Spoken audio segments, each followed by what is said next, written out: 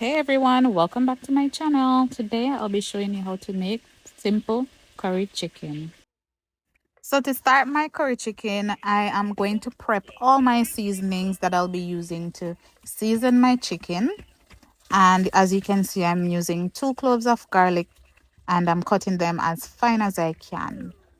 I really do enjoy using garlic when I cook. I love the smell of it and I love the taste that it gives to the food. So if there's a recipe that calls for 2 cloves of garlic, I probably use like 4. But for this recipe, I'm using 2 cloves. Next, I'm going in with some thyme, probably about 12 sprigs.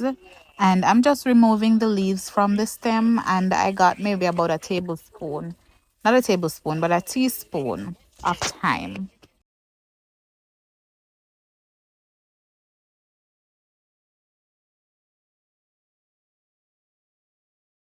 Next, I'm cutting a small sweet pepper into medium-sized cubes.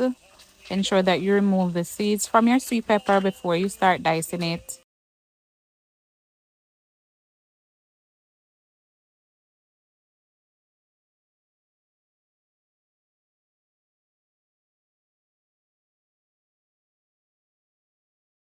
I am also cutting 1 small onion into medium-sized cubes as well, and I'll set it aside too. Next, I'll be cutting up 3 small stalks of scallion. I'm using 3 because the stalks individually are small, but if you have bigger stalks, then you can go ahead and use about 2. So I just cut them up and set them aside as well.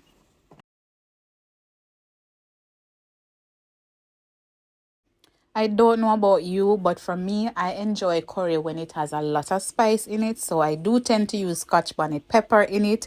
And I'm going to show you a clip of the Scotch bonnet pepper here. Now, I won't be adding any Scotch bonnet to my dish today because my family does not like spicy food. But next, I'm going in with about 14 pimento seeds and I'm going to crush them as fine as I can and set them aside too. Next, you want to clean and cut your chicken. Clean your chicken with water, vinegar, limes, or a lime juice and cut them as small as you prefer. I'm going in with some curry powder and I am going in also with some Maggi all-purpose seasoning. And, just go ahead and use as much as you prefer. I use about a tablespoon. After this, I go in with about a teaspoon of black pepper.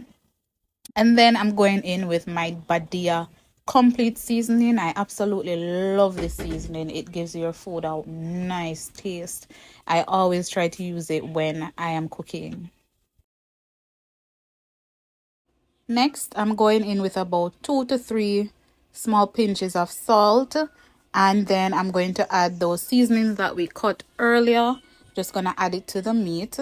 And with clean hands, or if you want to get gloves on, you can. But seasoning the meat and rubbing it up with my hand doesn't bother me. I know for some persons they don't prefer to use their bare hands, but I'm fine with it. So I just went in with my bare hands to rub the seasoning over the chicken and ensure that all the pieces have enough seasoning on it and it's well incorporated. All right, so season your chicken at least 30 minutes before cooking, or if you can season it overnight, that's even better, as it allows all the ingredients to just marinate better and give your chicken a wonderful flavor.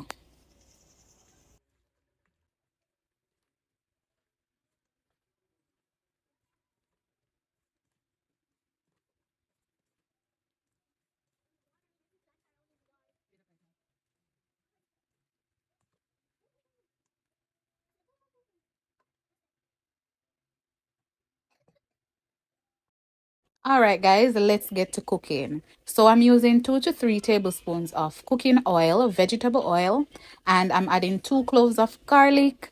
And if at this point, if you want to add a piece of ginger and Scotch bonnet pepper, you definitely can. Even more flavor, all the better, right? And I'm using about a tablespoon of curry because I love when my curry is really rich. If my curry not stain my plate, I don't feel good. So 1 tablespoon of curry powder, and you're going to allow it to get a darker color, not too dark, because if it's too dark, then that means it's burnt and the curry will be bitter. All right.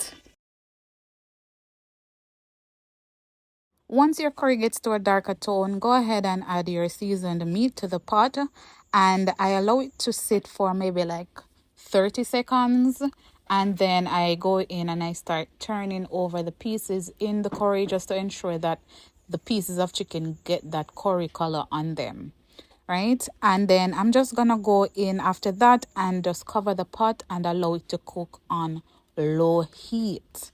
A crucial part of cooking really soft meat is to cook it on low heat. So I leave it for about 10 to 12 minutes before I go back in and check the meat.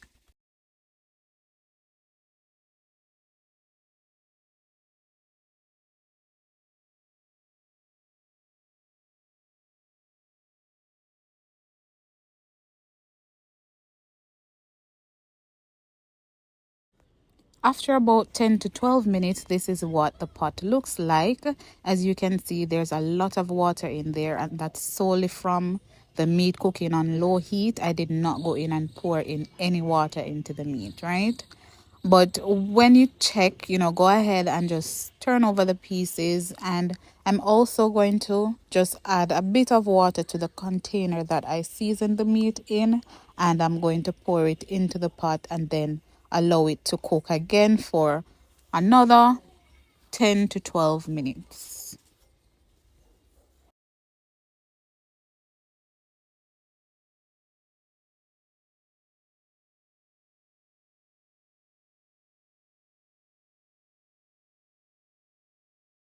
So after 10 to 12 minutes, this is what your pot should look like. As you can see, the chicken is getting that nice color. And I just like to go in and turn the pieces gently to just ensure that it's being cooked all the way through, right? And at this time, if you want to just double check your sauce to see if it tastes as good as you want it to, definitely do that. If you feel like it needs some more salt or pepper or whatever it may be that you like to use to flavor your meat and your pot, go ahead and add it in here. And I left it on for another 10 to 12 minutes because I want to ensure that it's cooked properly.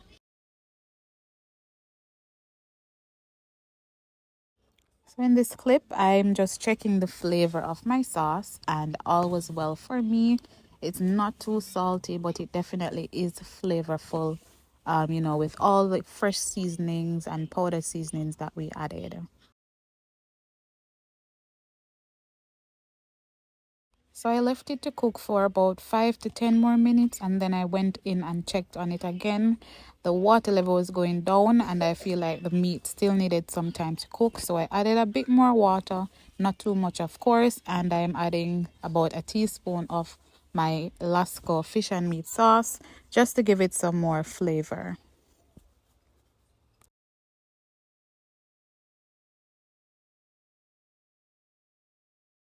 After adding the fish and meat sauce, go ahead and stir your pot, and I allow the meat to cook for about 5 to 8 minutes, and just check in between to ensure that it's not burning or anything like that and the meat is not sticking to the pot. But this is what it looks like after. The meat is fully cooked through at this time, and I went ahead and mixed about half a teaspoon of cornstarch with a little bit of water to create like a slurry to add to the meat. And this of course gives the gravy a nice thickness that when you go ahead and pour this over your rice, it has a nice consistency. Once I add the slurry mixture to the pot, I allow it to cook for probably about 50 seconds before turning off the heat. Right, so this is the end result. I do hope that you guys enjoy the recipe. Remember to subscribe to my channel and share it with your friends and family. And thank you so much for tuning in once again. I do appreciate all your views, and I look forward to seeing you again. Bye.